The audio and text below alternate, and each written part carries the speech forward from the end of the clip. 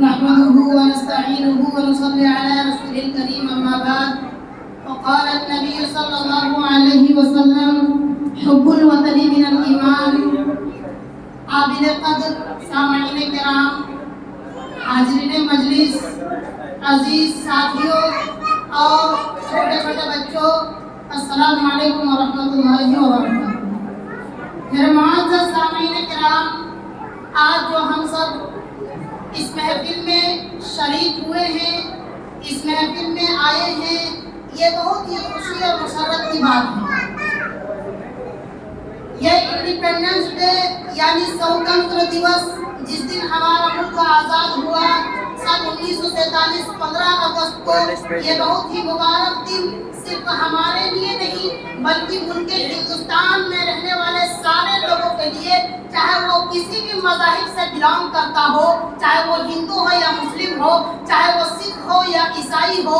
मैं आपको बताना चाहूँगा, जिस तरह हमारे मुअज़्ज़ज़ जनाब हबीबुद्दीन साहब ने बताया कि इंडिया गेट में 95,000 यानी 95,000 स्वतंत्र सेनानियों यानी फ्रीडम फाइटर्स का नाम आया है, जिसमें 61 यानी 61,000 यानी 61,000 सिर्फ मुसलमानों का नाम है। आज मैं आपको बताना चाहूँगा कि किताबे हस्ती से मुसलमानों का नाम मिटाया जाता है।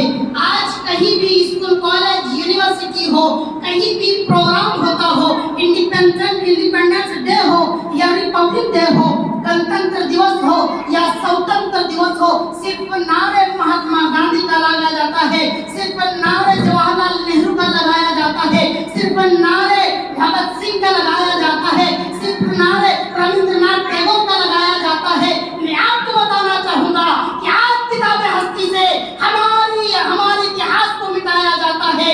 हमारे जो अकाबिरीन थे उनकी कुर्बानी को मिटाई जा रही है। हमारे अकाबिरीन ने किस कदर कुर्बानी दी है, हमारे मुसलमानों ने किस कदर कुर्बानी दी है। मैं आपको बताना चाहूँगा कि मुसलमानों को कश्मीर से कन्याकुमारी तक, चांदनी चौक से लेकर कन्याकुमारी तक कोई ऐसा दरख्त नहीं था जहाँ उलमाए किराम को फांसी के तख्ते पर न लटकाया था।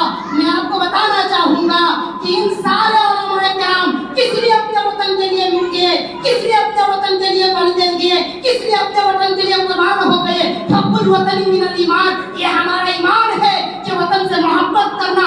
ये हमारे आका ने सिखाया है कि वतन से मोहब्बत करना। ये हमारे नबी ने सिखाया है वतन से मोहब्बत करना।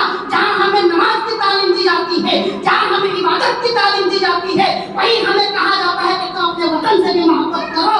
आज हम जिंदगी भर इसी मिट्टी पे सजदे करते हैं और जब मर जाते हैं तो इसी मिट्टी में दफन हो जाते हैं। इससे बड़ी मोहब्बत का तो क्या हो सकती है? इससे बड़ी मोहब्बत की अलामत तो क्या हो सकती है?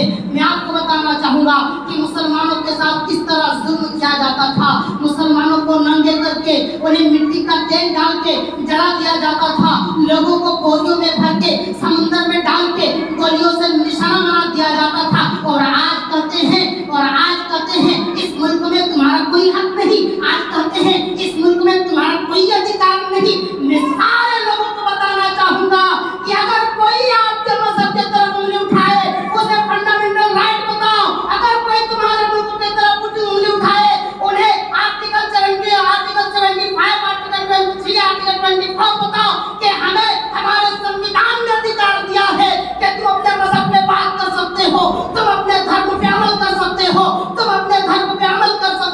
तुम अज़ान भी दे सकते हो, तुम नमाज भी पढ़ सकते हो। और सिर्फ हमारे लिए नहीं बल्कि ये संविधान सबके लिए प्यारा है। जहाँ हमें नमाज पढ़ने का हुक्म दिया है, वहाँ हिंदू भाइयों को मंदिर भी जाने का हुक्म दिया है। जहाँ हमें अज़ान के लिए हुक्म दिया है, वहाँ हिंदू भाइयों को भजन के लिए हुक्म दिया है, कीर्तन के लिए हुक्म दिया है। और ना तो मैं आपके मजहब पे उंगली उठाऊंगा, ना ही तुम हमारे मजहब पे उंगली उठाओगे। आप इस बात को गौर करके सुनिए, जब कोई पार्क होता है, जब कोई गुलिस्ता होता है, वो गुलिस्ता एक फूल से खूबसूरत नहीं होता बल्कि सारे फूलों से खूबसूरती बढ़ती है। और ठीक इसी तरह से हमारे मुल्क की खूबसूरती सिर्फ एक धर्म से नहीं बल्कि सारे धर्मों से है। सिर्फ एक धर्म से नहीं बल्कि ये सारे धर्मों से है। मुकम्मल हुई इबादत वतन पे ईमान रखता हूँ, मुकम्मल हुई इबादत वतन पे ईमान रखता हूँ, वतन के शान के खातिर हथेली पे जान रखता हूँ। क्यों देखते हो मेरे आंखों में नक्शा पाकिस्तान का, क्यों देखते हो साहब मेरे आंखों में नक्शा पाकिस्तान का, मुसलमान को सच्चा दिल में हिंदुस्तान रखता हूँ। आज हमें ये कहकर सताया जाता है कि पाकिस्तानी हो, बड़ी अफसोस की बात है। आज हमें ये कहकर सताया जाता है कि पाकिस्तानी हो। मैं आपको हिंदुस्तान की तारीख बताता हूँ कि हिंदुस्तान आजाद होने से पहले मुसलमानों की जरूरत पड़ी।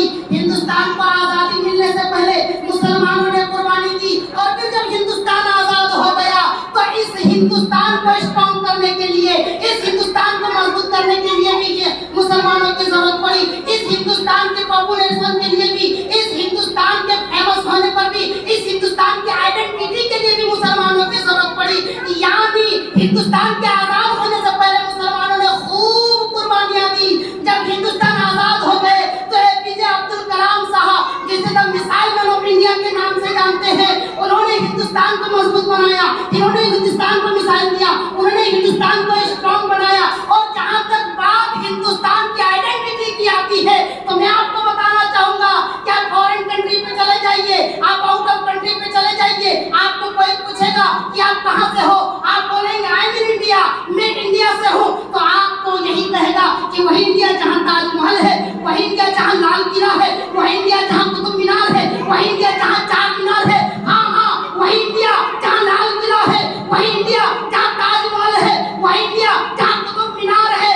यानी हमें पता ये चलता है कि ये जो हिंदुस्तान की पहचान है, हिंदुस्तान की आइडेंटिटी है, लाल किला, ताजमहल, कुतुब मीनार से है।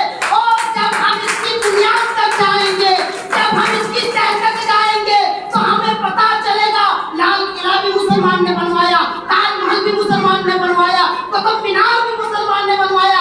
आज मैं चैलेंज के साथ सीना ठोक के कह सकता हूँ कि कसम खुदा की, अगर हिंदुस्तान के सर में मुसलमानों का हाथ न होता तो हिंदुस्तान को जानने वाला कोई ना होता, तो हिंदुस्तान को जानने वाला कोई नहीं होता। ना तेरा, ना मेरा, ना इसका, ना उसका, ये हिंदुस्तान है सबका। इन्हीं बातों पे मैं अपने बातों को खत्म करता हूँ। जय हिंद, जय भारत।